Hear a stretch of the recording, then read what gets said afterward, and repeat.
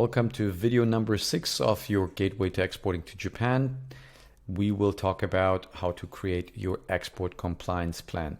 Now you will see a information and with some sample, or let's say a sample plan on how to create your export compliance plan under this link.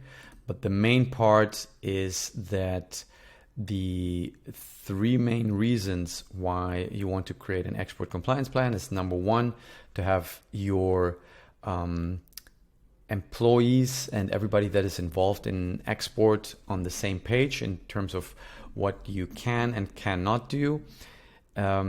Second, it shows the federal agencies that you take a proactive approach to actually comply with export regulations. And last but not least is that you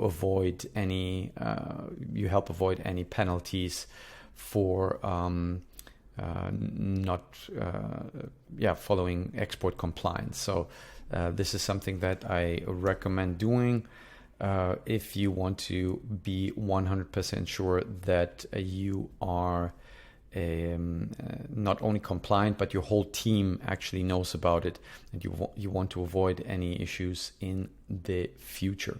So I would also recommend to have an expert review your export compliance manual. There is, for example, in this link, this is also a law firm that you can relate to, but you can also ask me for additional information, who to reach out to. I'd be more than happy to share that. And as mentioned, don't keep this a top management point or issue. The whole team that is involved in sales, especially international sales, needs to be on the same page. So train your relevant employees on the export compliance plan. So this was it, a bit short, but very important point as well, to stay compliant with your export activities.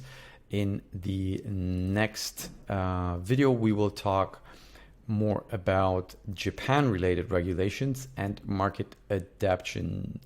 And looking forward to that. Any questions or comments, please let me know in the comment section.